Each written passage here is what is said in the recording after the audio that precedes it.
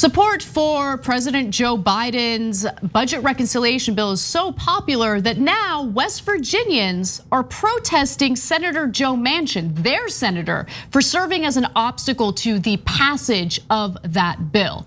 Now, remember, we keep hearing over and over again, especially from corporate media, that, well, what can Manchin do? West Virginia is a red state, and people living in red states don't want policies that actually materially improve their lives, right?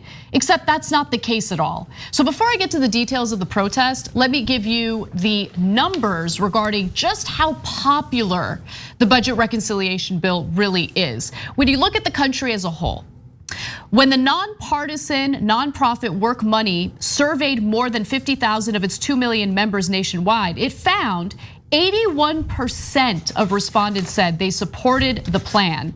That includes 90% of liberals who took the survey, 81% of moderates, and wow, would you look at that, even 66% of conservatives. But if you look at West Virginia specifically, the numbers are even higher. So 80% of more than 800 people surveyed in this home state believe we should vote to pass the bill. That includes 77% of conservatives who responded to the survey. 77% of conservative voters in the state of West Virginia are in favor of the budget reconciliation bill. You know why? Because it offers mandatory paid family leave. It expands Medicare by lowering the Medicare eligibility age. It helps to allow Medicare to negotiate drug prices so people pay lower drug prices.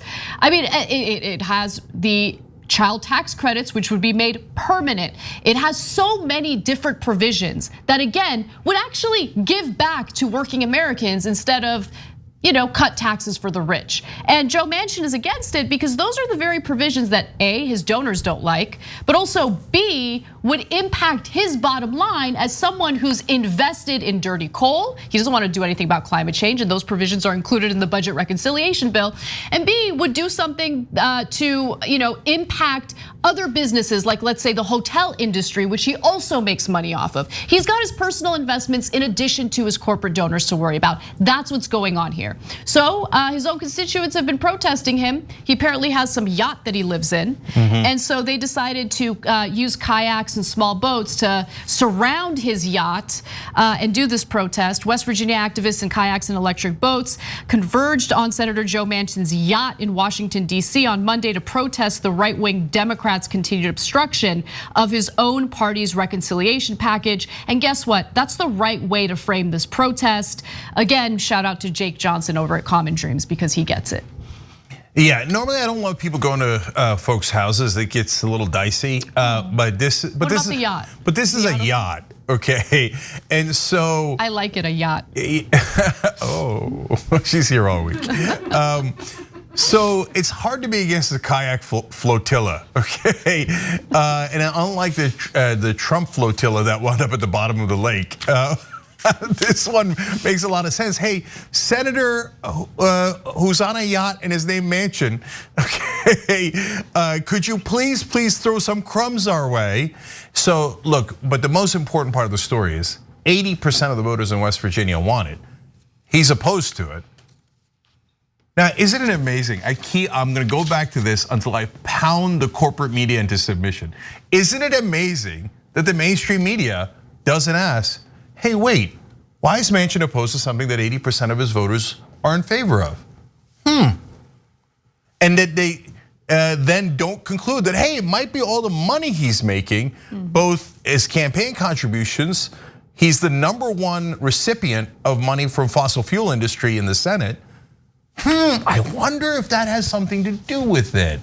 Or the personal money he's making that Anna told you about from coal.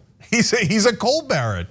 I wonder if they thought, I wonder how he got that yacht. That's coal money that paid for that yacht. And did that not occur to you that maybe Manchin is not a principled moderate who's just voting the way that his red state in West Virginia would want? Isn't it amazing that they do that marketing on his behalf? No, they've been doing it for months. And it's a lie, look, it's a fact in this case. 80% are against Manchin's position. And yet, that mainstream media still does propaganda on his behalf. The principled senator from West Virginia representing his red state in a principled conservative and moderate manner. But how are they going to argue, by the way, that he's negotiating the budget reconciliation bill in good faith when he doesn't even know what he's in favor of in that bill, right? They keep asking him over and over again, okay, you're uncomfortable with the $3.5 trillion price tag associated with it. So what amount of spending are you comfortable with? And he doesn't have an answer because it's not about the spending. It's not about the issues that he's raised. Like now he's like, oh, well, you know, I think like we need to implement some means testing here to make sure that people aren't encouraged to, you know, take government aid instead of work hard. What? What are you talking about, bro? What about you? Are you working hard? What does Joe Manchin do on a day-to-day basis work-wise for him to turn around and judge Americans and whether or not they're deserving of any type of government aid? Are you kidding me right now? Dude's invested in dirty coal, makes $500,000 a year off that alone, okay? Spends most of his times at fundraisers and secretive meetings with billionaires, and he considers that hard work? Is that the hard work he does that requires him to rest on his yacht after a long, hard day? Like, get out of here. Absolute garbage for him to turn around and judge working Americans and whether or not they're worthy enough of things that other developed countries have had for a long time, including paid family leave. Garbage. Okay, so that's a perfect translation. Look, so first off, you remember when at the beginning of COVID relief bills under Trump, they gave trillions of dollars to the largest corporations in the world, and the Federal Reserve said, "Oh, we'll back that up with even more trillions." Do you remember Joe Manchin talking about like, I don't know, this could make the corporations lazy, giving away not millions, not billions, but trillions to big business, to the most profitable, richest people in the world. That's not going to make them lazy. No, they're job creators. Right, but if we give you, for example, a child tax credit, so you can actually hire a babysitter when you're going to work, or bring your kids to a nursery, whatever, it doesn't matter, right? Like, so you can live, you could barely scrounge out a living, right? I don't know. It'll create a lot of bums in West Virginia. I mean, regular people, giving them $40 or $100, they'll just turn into bums. They're not like beloved rich people. You give them trillions of dollars, and they work even harder.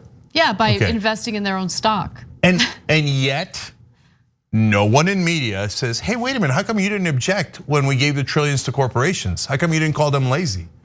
Are you sure you represent the people of West Virginia? Guys, look, do your own testing, okay? Watch the show, spread these videos out, but go watch cable news too and see who covers it more accurately and who covers it more fairly. Who gets it right and who gets it wrong. Now, for example, yesterday on the show, if you were watching, we told you, hey, Kristen Sinema is proposing a carbon tax. I'll tell you why she's proposing it. So that Manchin could say, oh, no, we can't do a carbon tax. Why is Sinema proposing a carbon tax? Because she's trying to kill any tax increase for the rich or for corporations. She used the excuse of a carbon tax because she knows that Manchin's gonna kill it. And what did Manchin do today? He said, oh, there's no way we're doing a carbon tax.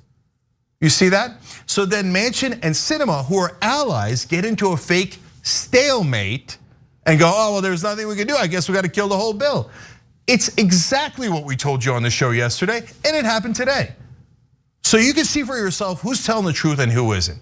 Did anybody in mainstream media point out, oh, that's weird that Sinema would propose a carbon tax, which her top ally in the Senate, Manchin, is the #1 opponent of?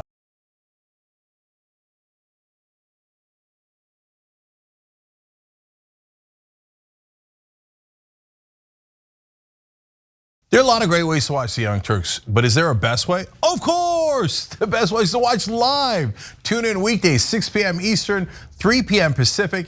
You get our uncensored, unapologetic version of the news that you won't get anywhere else. Watch us live.